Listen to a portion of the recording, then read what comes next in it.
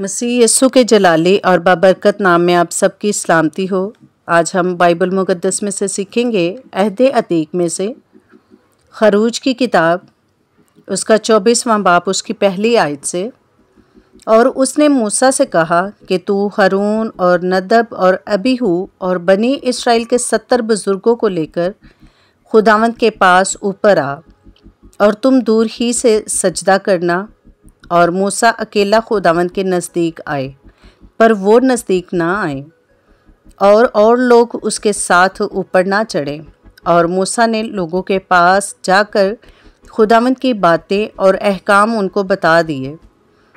और सब लोगों ने हम आवाज़ होकर जवाब दिया कि जितनी बातें खुदावंद ने फरमाई हैं हम उन सब को मानेंगे। और मूसा ने खुदावंद की सब बातें लिख लीं।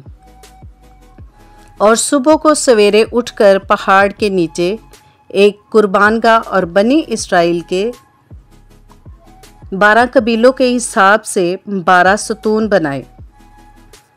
और उसने बनी इस्राएल के जवानों को भेजा जिन्होंने सोकनी कुर्बानियाँ चढ़ाईं और बैलों को ज़बह करके सलामती के ज़बीहे खुदावंद के लिए गुजराने। और मूसा ने आधा खून लेकर बांसों में रखा और आधा कुर्बानगाह पर छिड़क दिया। फिर उसने अहदनामा लिया और खुदा लोगों को पढ़कर सुनाया। उन्होंने कहा कि जो कुछ खुदावंद ने फरमाया है उस सब को हम करेंगे और ताबिया रहेंगे। तब मूसा ने उस खून को लेकर लोगों पर छिड़का और कहा, देखो ये उस अहद का खून है जो खुदावंद ने इन सब बातों के बारे में तुम्हारे साथ बांधा है। तब मूसा और हारून और नदब और अबीहू और बनी इस्राएल के 70 बुजुर्ग ऊपर गए और उन्होंने इस्राएल के खुदा को देखा। और उसके पाँव के नीचे नीलम के पत्थर का चबूतरा सा था जो आसमान की मानिंद शफाफ था।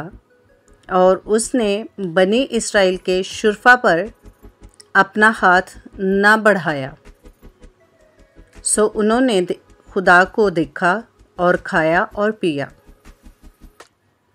और खुदावंद ने मूसा से कहा कि पहाड़ पर मेरे पास आ और वहीं ठहरे रह, और मैं तुझे पत्थर की लोहें और शरीयत और अहकाम जो मैंने लिखे हैं दूंगा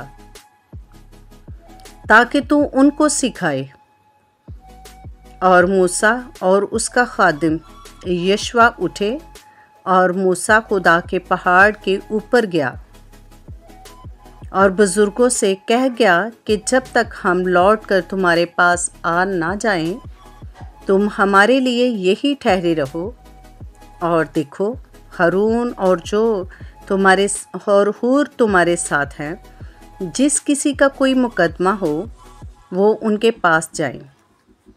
तब मूसा पहाड़ के ऊपर गया और पहाड़ पर घटा छा गई और खुदावंद का जलाल कोई सीना पर आकर ठहरा। और 6 दिन तक घटा उस पर छाई रही।